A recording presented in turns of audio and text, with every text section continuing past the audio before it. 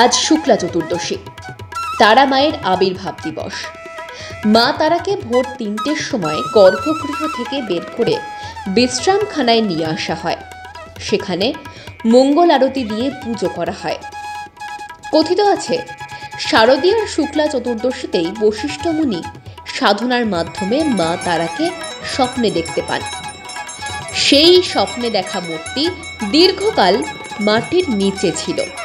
পরে বণিক জয়দত্ত সওদাগর সেই মূর্তি তুলে মা তারাকে মূল মন্দিরে প্রতিষ্ঠা করেন।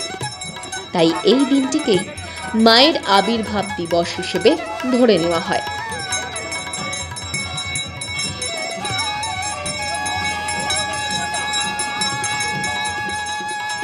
প্রাচীন সেই রীতি মেনে আজও মা তারাকে মূল মন্দিরের বাইরে বিশ্রামখানায় এনেই পুজো করা হয়।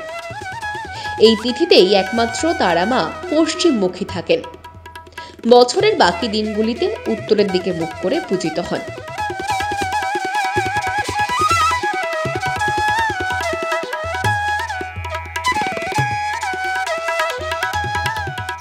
আজকে মায়ের আবির্ভাব তিথি, আবার তারা পুজো, এই দুটো নামেই কিন্তু আজকের এই বিশেষ দিনটা আমাদের কাছে পরিচিত। তা আজকে ভোর ৩টের সময় মাকে মূল গৃহ থেকে বিরামমঞ্চে নিয়ে এসে স্নান করিয়ে মঙ্গলারতি করে দেওয়ার পর পুজোর লাইন খুলে দেওয়া হয়। ভক্তরা এখন পুজো দিচ্ছেন। তা আজকের দিনে বিশেষত্ব হলো যে সারা বছর মা উত্তরমুখে থাকেন, আজকে কিন্তু পশ্চিমমুখে আছেন। কথিত আছে যে সামনে মহাশ্মশান দ্বারকা নদী, মা মল্লিকা মায়ের ছোট বোন, তার সাথে মা দেখা করতে আসেন। আর সেই সাথে আজকে যে অন্নের মধ্যাহ্নে যে অন্নের ভোগ, আজকে কিন্তু সেটা মাকে নিবেদন করা হয় না।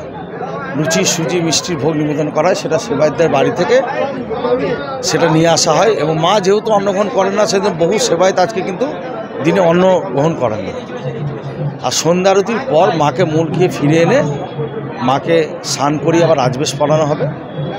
সেখানে মাকে আজকে যেহেতু আজকে 7টা 46 পর পূর্ণিমা তিথি শুরু হচ্ছে, তাই দেবী তারা মহালক্ষ্মী রূপে পূজিতা হবে। আজকে সেই তিথি দেবী তারাকে মহালক্ষ্মী রূপে পূজা করা হবে। তা সেইভাবে আজকে সারাদিন পালন করা হবে। যেহেতু আজকে সারা রাজ্যের পাশাপাশি আমাদের স্থানীয় মানুষ আছেন প্রচুর, করকরিয়া খরুন গ্রাম থেকে, রামপাড় থেকে, মল্লাপুর থেকে পারিবারিক পুজো, তারাও আজকে দিনে ভিড় করেন মায়ের কাছে। আর সারা নিরাপত্তা দেখার জন্য আমাদের টিআরডিএ মন্দির কমিটি, জেলা প্রশাসন, তারাপীঠ থানা যৌথভাবে দায়িত্বে আছে। আজকে সারাদিন মানে মাকে ভক্তরা খুব কাছে থেকে মাকে স্পর্শ করে দর্শন করতে পারে। বণিক জয়দত্ত সওদাগর এই দিন মায়ের স্বপ্নাদেশ পেয়ে মায়ের পুজোর প্রচলন করেছিলেন। সেই হিসেবে মায়েরকে আজকে আবির্ভাব তিথি হিসেবে ধরা। কিন্তু কেন এই তিথিতে মা তারা পশ্চিমমুখী থাকেন? লোকশ্রুতি অনুযায়ী প্রায় 300 বছরেরও বেশি সময় আগে সে সময়ের পুরোহিতরা এই আবির্ভাব তিথিতে বিশ্রাম মন্দিরের পূব দিকে মুখ করে পুজোয় বসতেন। সে সময় মলুটির রাজা রাখরচন্দ্র মায়ের সামনে আরাধনায় বসেন। তান্ত্রিক ও সাধকরা তাঁর পুজোয় বাধা দেন, বন্ধ করে দেন সেই পুজো। অভিমান করে রাজা চলে যান দ্বারকা নদীর পশ্চিম পারে। সেখানেই ঘট প্রতিষ্ঠা করে মায়ের পুজো করেন। পুজো শেষে ফিরে যান মলুটি গ্রামে। সেই রাতে তারাপীঠের প্রধান পুরোহিত আনন্দনাথকে স্বপ্নে দেখা দেন মা তারা।